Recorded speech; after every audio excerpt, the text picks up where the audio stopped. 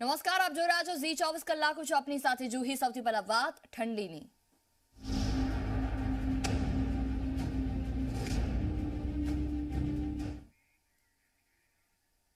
ગુજરાતમાં દિવસે ને દિવસે ઠંડીનું જોર વધી રહ્યું છે. અમદાવાદમાં સૌથી ઓછું 10.8 ડિગ્રી તાપમાન નોંધાયું.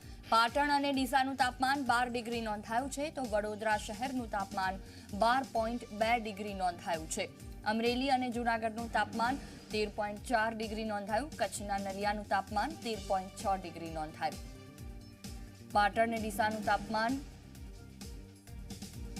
10 થી 12 ડિગ્રી નોંધાયું છે. વડોદરા શહેરનું તાપમાન 12.2 ડિગ્રી નોંધાયું. અમરેલી જૂનાગઢનું તાપમાન 13.4 ડિગ્રી. હવામાન વિભાગની આગાહી પ્રમાણે ગુજરાતમાં ઠંડીનો ચમકારો. કચ્છના નલિયાનું તાપમાન 13.6 ડિગ્રી નોંધાયું છે. ગુજરાતમાં દિવસે ને દિવસે ઠંડીનું જોર વધી રહ્યું છે. અમદાવાદમાં સૌથી ઓછું 10.8 ડિગ્રી તાપમાન નોંધાયું.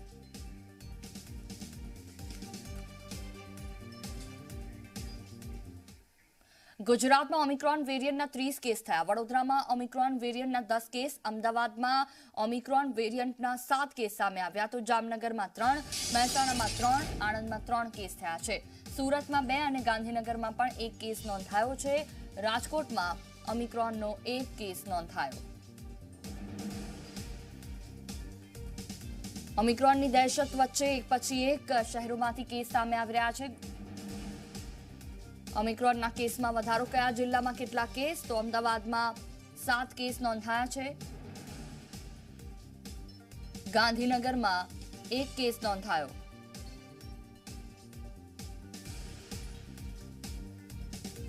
વડોદરામાં 10 કેસ નોંધાયા છે.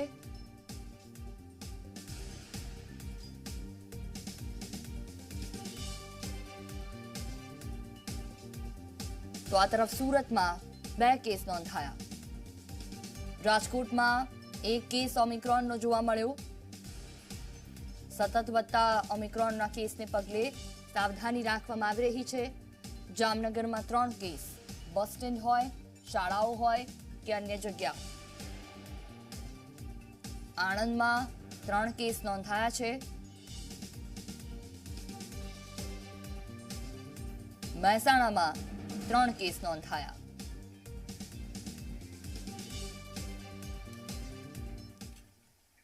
કોરોના મુદ્દે પ્રધાનમંત્રી મોદીએ સમીક્ષા બેઠક કરી છે. ઓમિક્રોનની તૈયારીઓ અંગે પીએમ મોદીએ સમીક્ષા બેઠક કરી.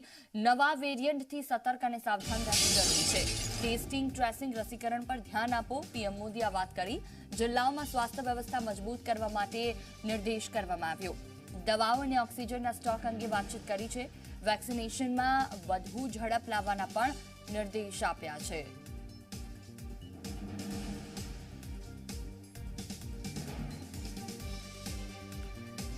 તો નવા વેરિયન્ટથી સતર્ક અને સાવધાન રહેવું જરૂરી. પ્રધાનમંત્રી નરેન્દ્ર મોદીની આ બેઠક જિલ્લાઓમાં સ્વાસ્થ્ય સંબંધિત નવા બદલાવ લાવવા માટે તમામ લોકોને કહેવામાં આવ્યું છે. નવા વેરિયન્ટથી સતર્ક અને સાવધાન રહેવું એટલું જ જરૂરી.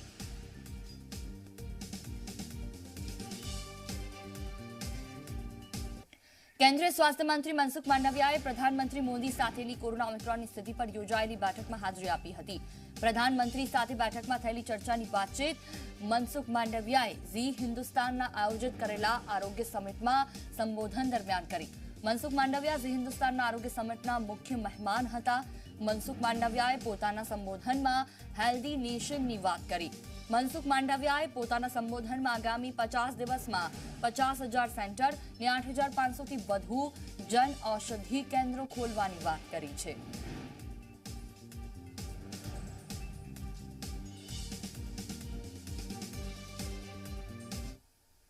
मोदी जी का स्वभाव है वो कभी कोई चीज को त्रुटक नहीं देखते हैं, वो हमेशा टोटल में देखते हैं. मोदी जी का अप्रोच एक टोटल अप्रोच होता है, यानी कि हमें देश को आगे बढ़ाना है, देश को प्रगति के पथ पे आगे ले जाना है, तो प्राथमिकता यह है कि हमारा नेशन हेल्दी नेशन होना चाहिए. और हमारा नागरिक स्वस्थ होना चाहिए, हमारी सोसाइटी स्वस्थ होनी चाहिए।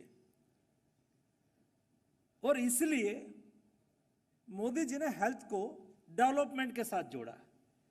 देश को डेवलप्ड होना है तो प्रायोरिटी क्या होगी, उसमें कई क्षेत्र में एक इंपॉर्टेंट क्षेत्र है, ये वो हेल्थ है। तो हेल्थ को टोटल अप्रोच से देखते हुए मोदी जी ने जो योजना चलाई हेल्थ सेक्टर में, वो समझने जैसी है। देश के लास्ट तबक्के में रहने वाले हमारे नागरिक को हेल्थ सुविधा कैसे बेहतर मिले, उसके पॉकेट खर्च कैसे कम हो, सरकार उसकी हेल्थ की चिंता कैसे करे, इसलिए मोदी जी ने आयुष्मान भारत श्रेणी चलाई। ખેડૂતોના રેલ રોકો આંદોલનને કારણે વૈષ્ણવ દેવી પાસે કટરામાં ફસાયેલા સુરતના લોકોની મદદે સુરતના સાંસદ આવ્યા। ઝી 24 કલાકે યાત્રિકોને પડી રહેલી હાલાકીનો અહેવાલ પ્રસારિત કર્યો હતો, જે બાદ સુરતના સાંસદ દર્શના જરદોશ ખાસ ટ્રેનની વ્યવસ્થા કરી છે। મહત્વનું છે કે વૈષ્ણવ દેવી દર્શન માટે ગયેલા 1700 જેટલા લોકો ખેડૂત આંદોલનને કારણે ફસાયા હતા। હાલ મુસાફરો સ્પેશિયલ ટ્રેનથી સુરત આવવા માટે રવાના થયા છે।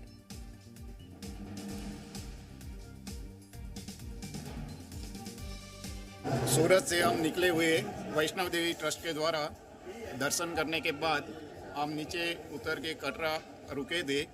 रुकने के बाद थोड़ा यातायात में रेल यातायात के परेशानी के कारण हम 2 दिन परेशान रहे, लेकिन थोड़ी रेलवे परिवहन की ओर से हमारी सुविधा यानी कि जाने के लिए कटरा से फिर से हमको एक सुविधा दी है। तो रेलवे मंत्री अश्विनी वैष्णव और दर्शना जरदोशी ने हमारे लिए यानी कि पूरे यात्रियों के लिए जो व्यवस्था की है उसके लिए खूब खूब धन्यवाद। जे कटरानी अंदर 2-3 દિવસથી જે ફસાયેલી જે સુરતની ટ્રેન જે 1680 જેવા યાત્રિકો હતા એમને માટે અમે રજૂઆત કરેલી। મંત્રી તક હસમુખભાઈ એચ.એસ. પટેલ, પ્રદીપસિંહ જાડેજા, જગદીશભાઈ પટેલ, સીએમ ઓફિસ દર્શનાબેન, સુરતના આપણા જે રેલવે મંત્રી છે એમને રજૂઆત કરવાથી આપણે આ જે યાત્રિકો જે ફસાયેલા હતા, થોડા હેરાનગતિ હતી, એને દૂર કરવા બદલ ખૂબ ખૂબ બધાનો આભાર। વધુ માહિતી સાથે સંવાદદાતા ચેતન પટેલ જોડાયા છે અમારી સાથે સુરતથી ફોન લાઈન પર। જી ચેતન, જે ઝી 24 કલાકે અહેવાલ દર્શાવ્યો તેની અસર થઈ છે। યાત્રીઓ જે પરેશાન થયા હતા તેમને એક નવી ટ્રેન મળવાથી તેઓ ઘર સુધી પહોંચી શક્યા। જી જોઈ, ચોક્કસથી સુરતના જે સિંધી સમાજ છે તેના દ્વારા દર વર્ષે વૈષ્ણોદેવી ટ્રેન ઉપડતી હોય છે અને તમામ જે યાત્રીઓ છે તેને લઈ જતા હોય છે। જો કે આ વખતે જે રીતે ખેડૂત જે રીતે આંદોલન ચાલી રહ્યું હતું પંજાબમાં, જેને કારણે જે કટારાથી જે ટ્રેન ઉપડનારી હતી તે રદ કરી દેવામાં આવી હતી। છેલ્લા 4 દિવસથી તમામ જે સુરતીવાસીઓ છે તે ત્યાં ફસાઈ ગયા હતા। અંદાજિત 1600થી વધુ જે લોકો છે તે ફસાઈ ગયા હતા અને જે સરકાર છે તે સરકાર પાસે મદદની માંગ કરી હતી અને સમગ્ર જે અહેવાલ છે તે ઝી 24 કલાક દ્વારા પ્રકાશિત કરવામાં આવ્યો હતો અને તંત્ર સુધી આ વાત પહોંચાડવામાં આવી હતી। આખરે જે રેલવે મંત્રી છે દર્શનાબેન જરદોશ તેમના દ્વારા આ તમામ જે મુસાફરોની ભારે આવ્યા હતા અને એક સ્પેશિયલ જે ટ્રેન છે તે ટ્રેન કટરાથી મૂકવામાં આવી હતી અને તમામ જે મુસાફરો છે તે આજે બપોર સુધીમાં સુરત ખાતે આવી પહોંચશે। જી બિલકુલ, તમામ જાણકારી બદલ આભાર।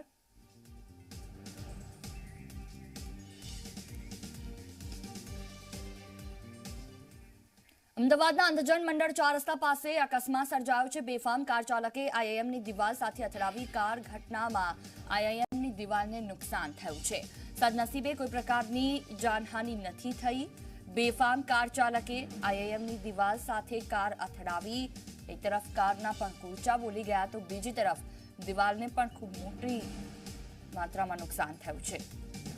સદનસીબે કોઈ પ્રકારની મોટી જાનહાનિ નથી થઈ। ઉદય રંજન સંવાદદાતા ફોન લાઈન પર જોડાયા છે અમારી સાથે। જી ઉદય, અંધજન મંડળ 4 રસ્તા પાસે અકસ્માત થયો જેમાં એક કાર ચાલકે આઈઆઈએમની દિવાલને અથડાવતા નુકસાન થયું, જો કે જાનહાનિ નથી થઈ। જો વાત કરવામાં આવે તો અમદાવાદના રસ્તાઓ જે છે એ કાર ચાલકો માટે ક્યાંક ને ક્યાંક રેસિંગના રસ્તા હોય એવું લાગી રહ્યું છે અને અવારનવાર જે છે હિટ એન્ડ રનની ઘટના અકસ્માતની ઘટનાઓ જે છે સર્જાતી હોય છે ત્યારે વધુ એક વખત જે છે અમદાવાદના વસ્ત્રાપુર વિસ્તાર એટલે કે પોસ્ટ વિસ્તારની અંદર આવેલું આઈએમ અને આઈએમની દિવાલ જે આવેલી છે એનું પરિસર જે છે જે કેશવબાગ તરફ પડે છે એ દિવાલની અંદર એક કાર ચાલક જે હતો એ પૂર ઝડપે આવી અને દિવાલની અંદર અથડાવી હતી અને અથડાવતાની સાથે જ દિવાલનો જે અમુક ભાગ જે હતો 20 ફૂટ જેટલો એ ધરાશય થયો હતો. સદનસીબની વાત એ છે કે કોઈ પણ પ્રકારની આ ઘટનામાં જાનહાનિ જે છે એ નથી થઈ. ત્યારે ટ્રાફિક પોલીસે વાહન ચાલક સામે કાયદાકીય પ્રક્રિયા હાથ ધરી છે અને તેની વિરુદ્ધ ફરિયાદ નોંધી લાયસન્સ છે કે નહીં, ગાડીના ડોક્યુમેન્ટ છે કે નહીં, આ અંગે તપાસ શરૂ કરી છે. જોઈએ. બિલકુલ, તમામ જાણકારી બદલ આભાર ઉદય. તો ઘટનામાં આઈઆઈએમની દિવાલને નુકસાન થયું છે, જો કે કોઈ મોટી જાનહાનિ નથી થઈ.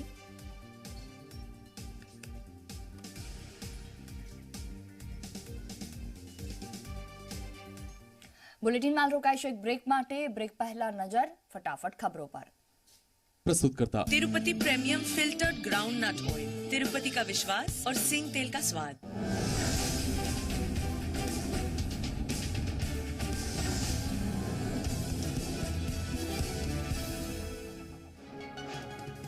ગુજરાતમાં સતત વધી રહ્યું છે ઠંડીનું જોર. અમદાવાદમાં સૌથી ઓછું 10.8 ડિગ્રી નોંધાયું તાપમાન.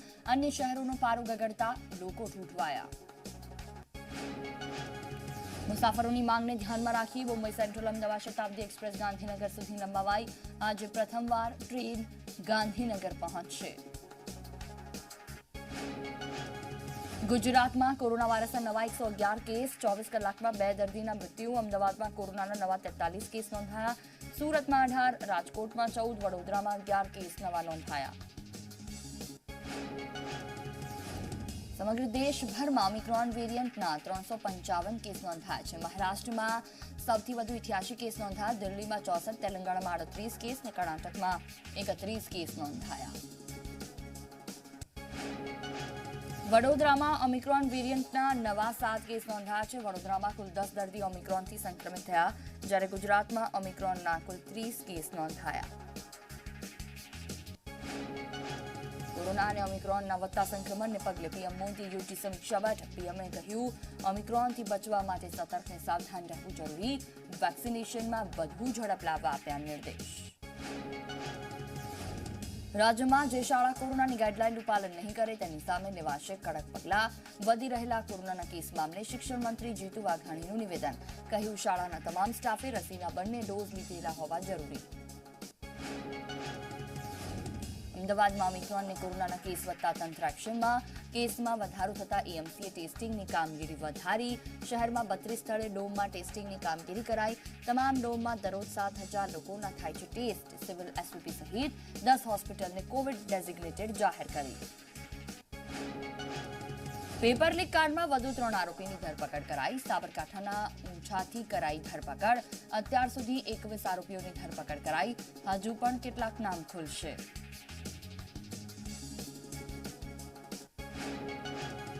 प्रस्तुत करता Tirupati premium filtered groundnut oil, Tirupati का विश्वास और सिंग तेल का स्वाद।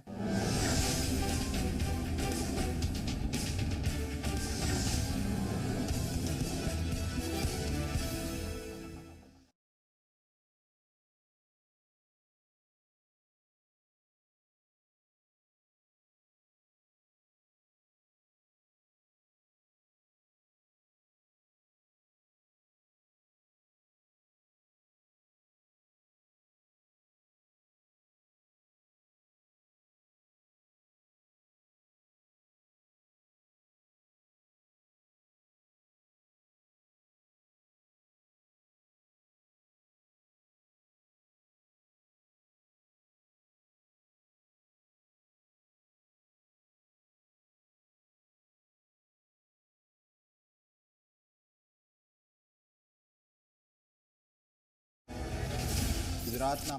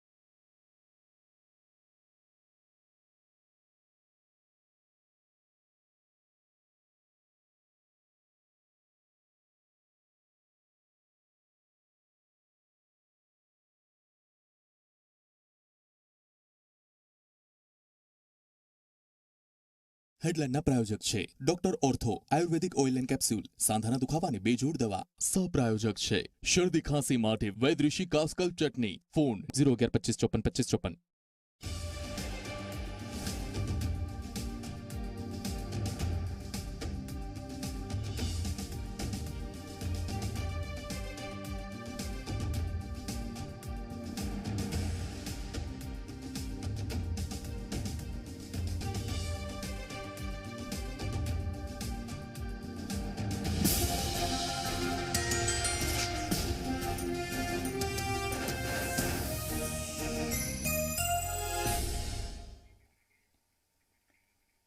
Welcome back. Miss Universe 2021 Harnaaz Kaur Sandhu માટે દુનિયા માટે આજે તે કેવું નામ બની ગયું જે ઇતિહાસમાં સુવર્ણ અક્ષરે લખાઈ જશે.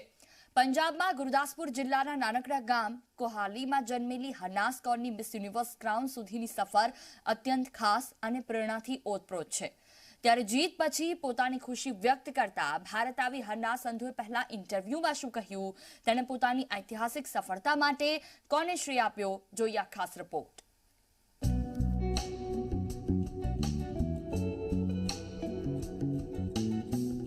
હરનાઝ કૌર સંધુ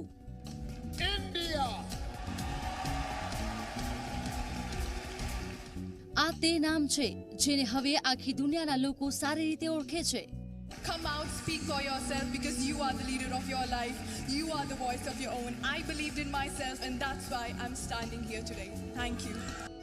કેમ કે પંજાબના ગુરુદાસપુરના નાનકડા ગામમાંથી આવતી હરનાઝ સંધુએ મિસ યુનિવર્સ 2021નો તાજ જીતીને ભારતનું નામ દુનિયામાં રોશન કર્યું છે.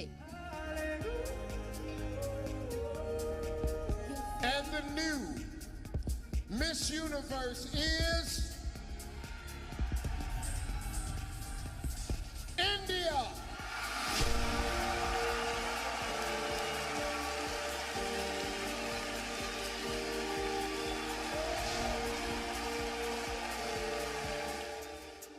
ભારત માટે હરનાઝની સિદ્ધિ એટલા માટે મહત્વની છે કેમ કે તે જે ગામમાંથી આવે છે ત્યાંની વસ્તી માત્ર 1393 જ છે.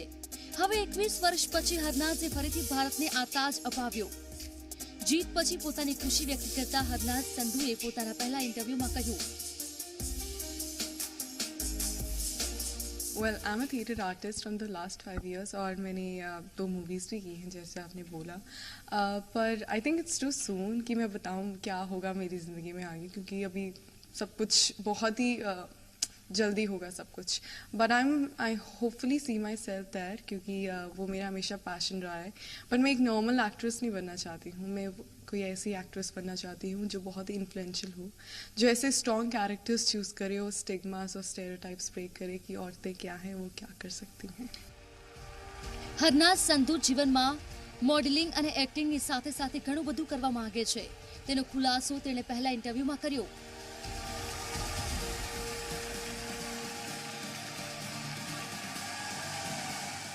आई थिंक मॉडलिंग एक्टिंग तो हमेशा मेरी पैशन रहा है और मुझे इंस्पायर करना लोगों को बहुत पसंद है. सो मैं अपनी एक्टिंग से लोगों को इंस्पायर करना चाहती हूँ. जैसे मैंने आपको बताया कि मेरी विजन क्या है.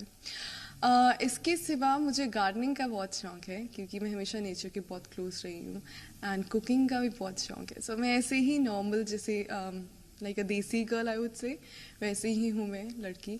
और सबके साथ मुझे टाइम स्पेंड करना अच्छा लगता है क्योंकि मुझे एक दूसरे से सीखना बहुत मिलता है एंड लाइफ यही है, हम जब एक दूसरे का साथ देते हैं एक दूसरे से सीखते हैं. મિસ યુનિવર્સ બન્યા પછી તે કયા મુદ્દા પર પોતાના વિચારો રજૂ કરશે, સોસાયટીમાં કેવી રીતે બદલાવ લાવશે તેના પર પણ સ્પષ્ટતા કરી. मेरा हमेशा ही मैसेज वुमेन एम्पावरमेंट के करीब रहा है क्योंकि मेरी मॉम ने पेट्रियार्की सिस्टम ब्रेक की है और मेंस्ट्रुअल हाइजीन क्योंकि वो एक गायनेकोलॉजिस्ट हैं. तो मुझे पता है कितना इम्पॉर्टेंट है ये क्योंकि मैं भी जब हेल्थ कैंप्स में जाती थी और मैंने ये देखा है कि औरतों को बहुत अनकम्फर्टेबल लगता है जब वो अपनी हेल्थ के बारे में बात करती हैं क्योंकि हमेशा उनको यही सिखाया जाता है कि आपकी हेल्थ आपकी प्रायोरिटी नहीं है. उसके साथ मैं अब ये चीज़ें वर्ल्ड वाइड बात करूँगी एंड स्माइल ट्रेन के बारे में बात करूँगी क्योंकि वो मेरे दिल के बहुत करीब है रिगार्डिंग क्लेफ्ट सर्जरीज़ की. वो क्योरेबल है और कैसे वो इतना ट्रेनिंग और मेडिकल प्रोफेशनल्स के साथ फ्री क्लेफ्ट सर्जरीज कर रहे हैं। And climate change is something, वही बात कि कोई एडवोकेसी नहीं है, ये हमारी ड्यूटी है, वो बहुत जेन्युइनली हमारे साथ आती है, उसको हमें कभी ऑब्वियस है हमारे लिए। तो और उसके साथ जो इश्यूज मिस यूनिवर्स ऑर्गेनाइजेशन जिस पे फोकस करती है, मैं उन सब पे अपना पूरा योगदान दूंगी, क्योंकि अब मेरी बारी है कि मैं शाइन करूं और इस सब चीज़ों के बारे में बात करूं, वो डिफरेंसेस लाऊं सोसाइटी में, क्योंकि बहुत मेहनत भी लगती है पर वो इम्पॉसिबल नहीं है। હરનાઝનું મિસ યુનિવર્સ બનવું ભારત માટે પણ ગર્વની વાત છે। મિસ યુનિવર્સ 2021 હરનાઝ કૌર આજે દુનિયા માટે તે નામ બની ગઈ છે જે ઇતિહાસમાં સુવર્ણ અક્ષરે લખવામાં આવશે।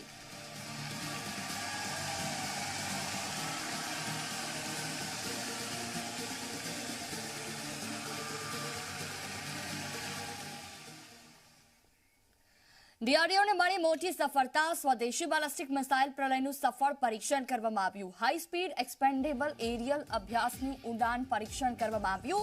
ઓડિશાના ચાંદીપુરથી મિસાઇલનું સફળ પરીક્ષણ। પ્રલય મિસાઇલ જમીન પરથી જ માર કરે છે। પ્રલય મિસાઇલ ચીનની બેલિસ્ટિક મિસાઇલનો સામનો કરવા સક્ષમ છે। આ મિસાઇલ 150 કિલોમીટરથી માંડી 500 કિલોમીટર સુધી લક્ષ્ય ભેદવા માટે સક્ષમ છે। મિસાઇલ 500 થી 1000 કિલોગ્રામ સુધીના બોમ્બ લઈ શકે છે। જમીન પરથી જમીન પર માર કરતી પ્રલય મિસાઇલનું આજે ફરી એક વખત પરીક્ષણ કરવામાં આવ્યું। આમ ભારતે સતત બીજા દિવસે આ મિસાઇલનું પરીક્ષણ કર્યું છે। ભારતના ઇતિહાસમાં પહેલી વખત થયું આ મિસાઇલનું ઓરિસ્સા તટ પર ડોક્ટર અબ્દુલ કલામ ટાપુ પરથી પરીક્ષણ કરાયું છે। પ્રલય મિસાઇલ ચીનની બેલિસ્ટિક મિસાઇલનો સામનો કરવા સક્ષમ છે। તેને જમીન પરથી અને સાથે સાથે મોબાઈલ લોન્ચ પેડ પરથી પણ લોન્ચ કરી શકાય છે।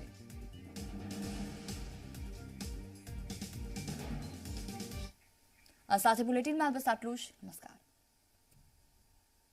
Powered by wonder cement. जब दिल में हो जज्बात तो होती है एक परफेक्ट शुरुआत। सह प्रायोजक छे जालिम लोशन, दांत खाज खुजली से तुरंत आराम। जालिम लोशन। तुलसी चा सफलतानो कड़क स्वाद।